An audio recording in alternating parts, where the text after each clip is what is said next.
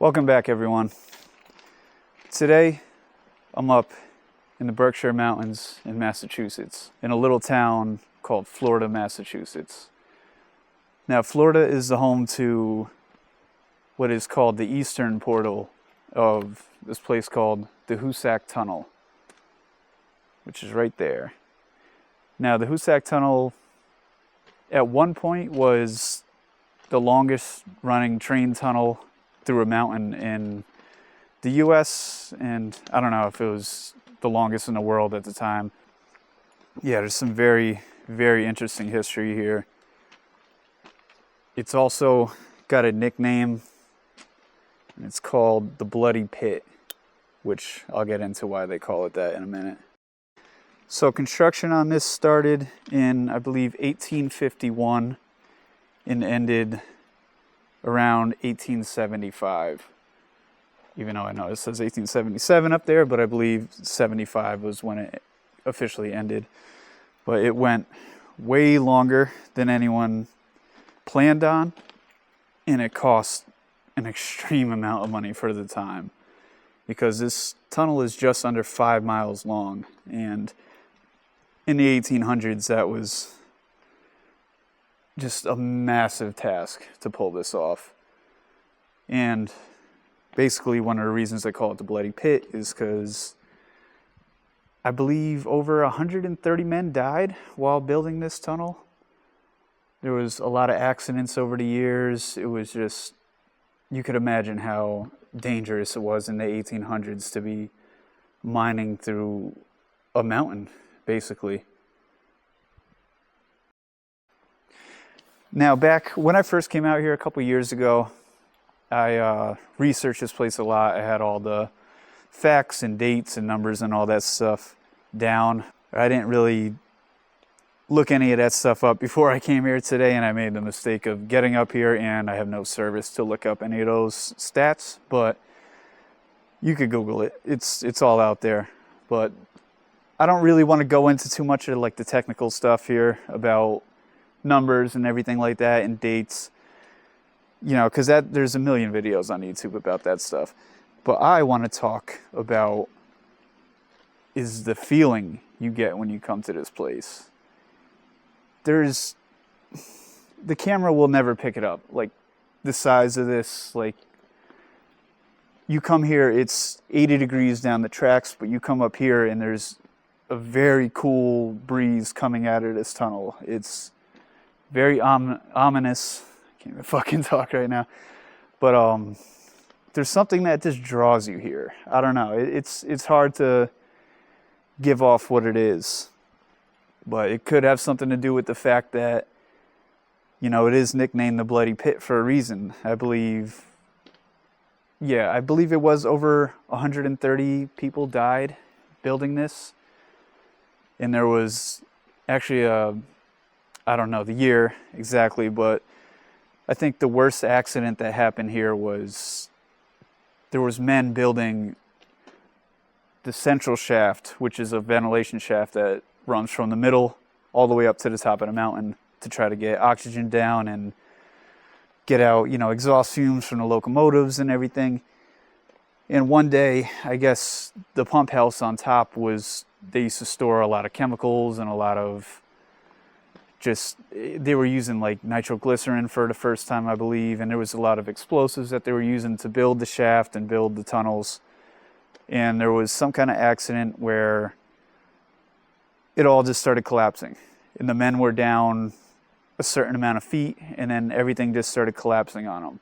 Materials, burning oils, everything. And 13 men, I believe it was 13, might be wrong, but 13 men actually fell to the bottom of the shaft, down, 2.5 miles in or something like that. And there was a couple rescue efforts. A couple guys tried to, I think, go down to rescue them, but they were losing oxygen the farther down they got. So I think the guys who went down, who tried to go down through the shaft, they said there's not enough oxygen, there's no way those men could have survived. And it took, I believe, about a year before anyone actually reached those men that were down there in the middle.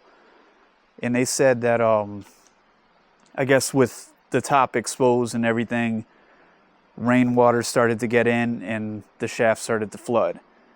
And they said when they got down there a year later, they actually saw that some of the men did survive some of the time, and they built like a crude raft to try to float up above the water and everything. But obviously there was no hope at that point. They weren't going to survive till anyone got there, and those 13 men died, which added to the death toll of this place. So that's why there's a lot of stories of this place being haunted by, all the men who passed away here. But yeah, I know it's a little grim, but it's a part of history. This was, like I said, the longest running train tunnel in the United States for a while. I would look up what came after that beat it, but I'm sure it's something out west. But yeah, this was a big part of history. It's just a huge marvel to actually build this thing in the 1800s. So this is the eastern portal. Now the western portal is about 5 miles through. I think it comes out in, I think it's North Adams or Adams, Massachusetts. I can't even put my map up right now because of my service, unfortunately. But, I did go to the western portal last winter, just to check it out. It's a little more difficult to get to. You got to kind of go through some back areas, some like train yard to get over to it. But if I do have the time, I'll go over that way just to check it out. Because this is my first time here in the summer. I came here about 2 years ago in the winter, and it was pretty crazy. It was all full of ice, and there was huge icicles hanging off this thing. Like I said, the camera won't really do it justice, but this place is absolutely massive. But it's beautiful. It took a lot of hard work to build this thing.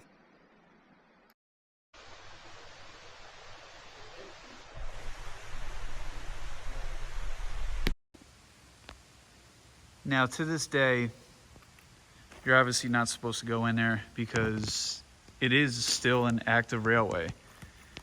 I don't think it's used as much. It's not like that frequent, but trains do travel through here, and there's really not a lot of space to be on either side, and it is extremely dangerous as far as you go in there. But yeah, freight trains do go through here to cut through the mountains, and yeah, it would be fun to kind of go in there and see if I had like a flashlight that could actually work in there, but it is pitch black, and yeah, I'm not going to be going in there fucking around right now. All right, just to show you the sheer size of this thing, kind of give it some kind of perspective, I'm going to walk up to it. Now I'm 5'8".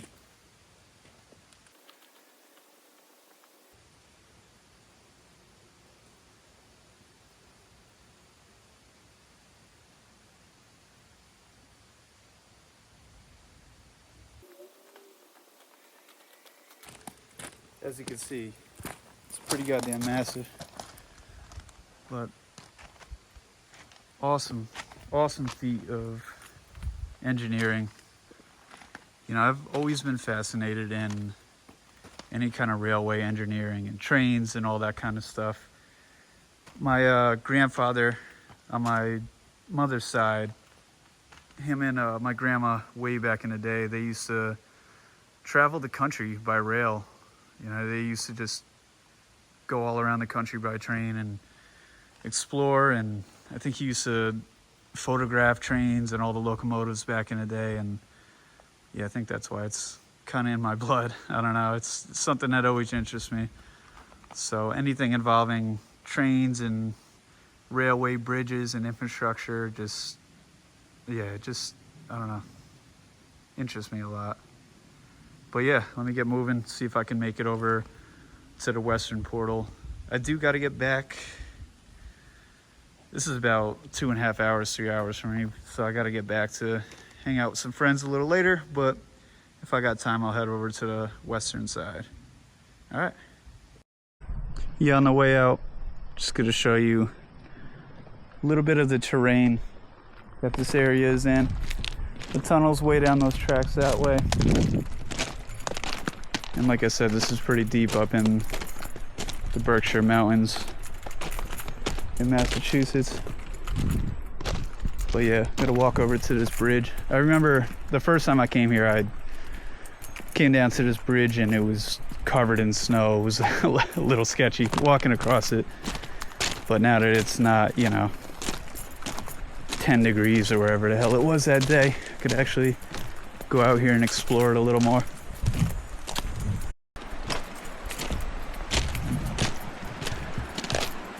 Now, I'm not sure what rail line this is. I'll have to look it up and add it to the video later when I get some service. But like I said, there's a lot of like freight lines that go through here. I don't think any passenger trains or anything go through this direction, but still, I mean, imagine constructing this in the 1800s. And yeah, I'm stepping on just planks that lead right down into this fucking river here with holes and shit. I don't know if you could even pick that up on the camera here. But yeah, this area is just beautiful. I mean, the summertime in the Berkshire Mountains is just like, yeah, it's phenomenal. I don't want to step on these fucking rails, to be honest. It's a little sketchy. There's obviously no guardrail or anything here. But yeah, it's a beautiful day out here in the mountains. Yeah, fuck it. Walk out. I mean, hey, if a train could go on this rail, yes, I could. Holy shit. Probably about 50 feet up. But man, look how just absolutely beautiful this is.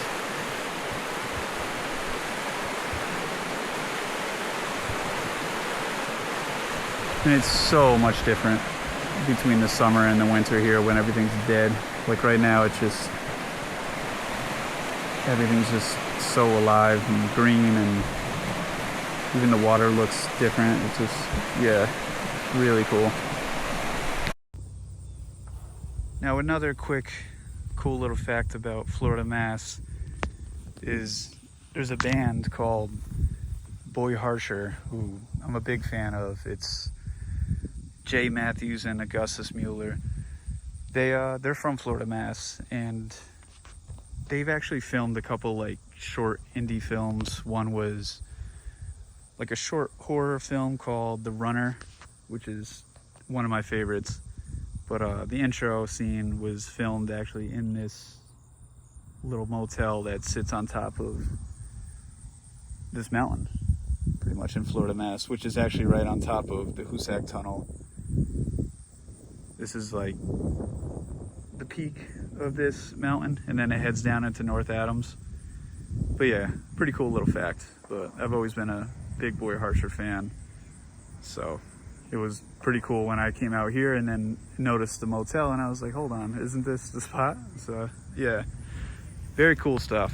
But all right, let me continue on my journey down to North Adams.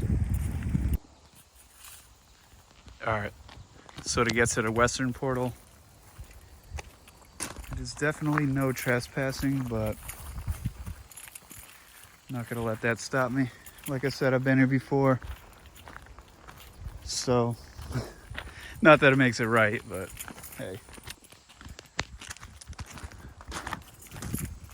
I know it's illegal, but hey, you live one time. You only got a certain amount of time on this earth, so don't let no trespassing signs really stop you, unless it's private property, which this is state property? I don't know, but fuck it. Let's go see it. All right, now that I got a little bit of service, I was able to look some stuff up. So that central shaft that runs down the middle for ventilation is over 1,000 feet. I think it's 1,028 feet deep. So that, as you can imagine, that's why rescue efforts weren't easy when those 13 men fell down in there.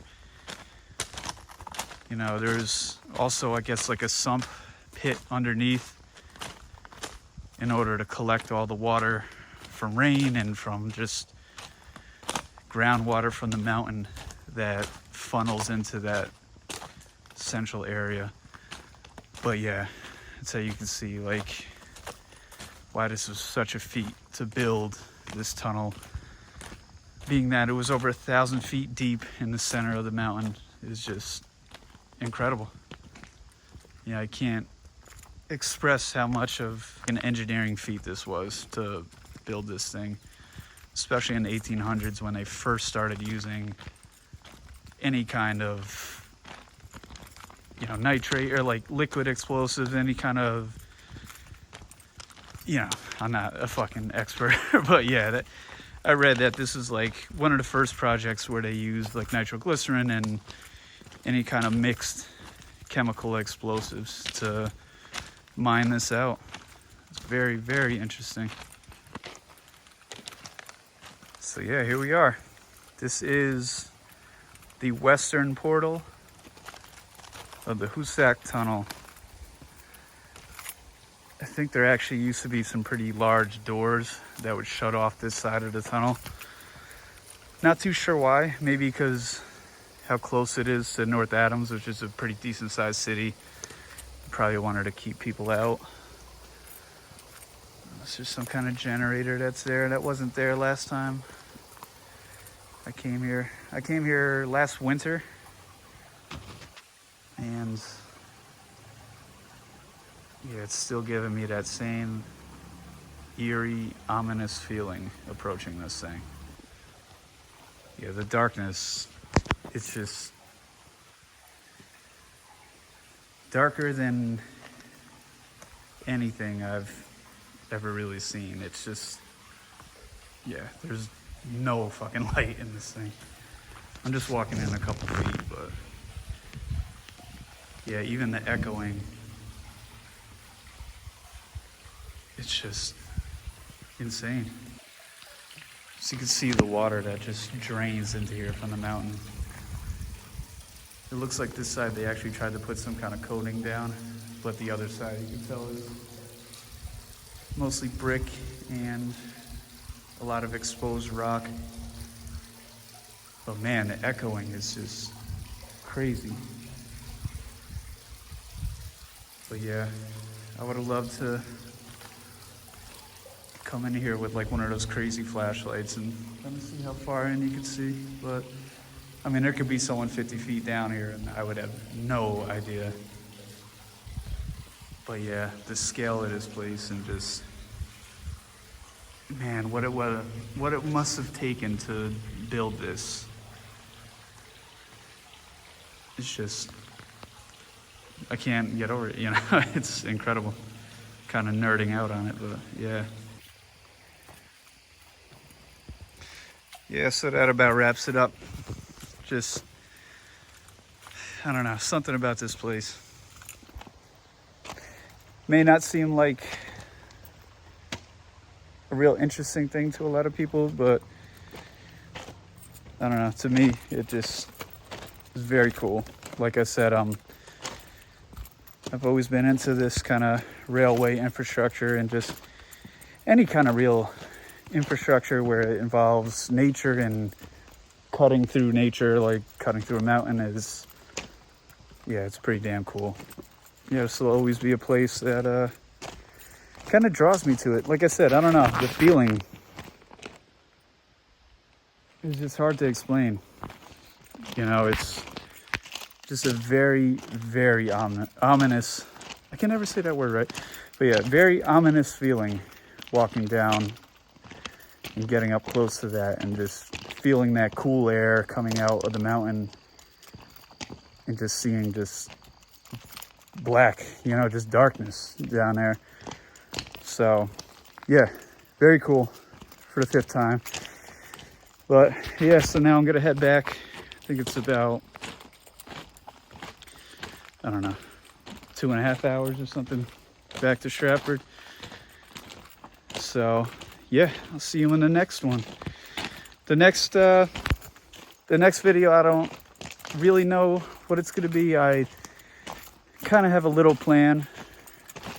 I'm going to take about a week off coming up now that the busy season is finally wrapping up at my job. And I was planning, I had like ideas of driving down to like Key West or doing something, but I might just do something a little more local. I might go for like a multi-day trip throughout New York State, which is another place that I love.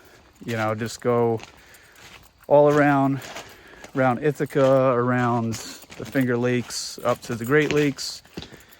You know, go like by the Erie Canal and just kind of skirt like the Catskills, Adirondacks, kind of in between that on the way back. And I don't know if I'll be camping or staying in hotels and shit or whatever, or sleeping in the truck. I don't know. But we'll see. That might be coming out, or I might be doing that, like I said, in like a month or two. So yeah, see you in the next one.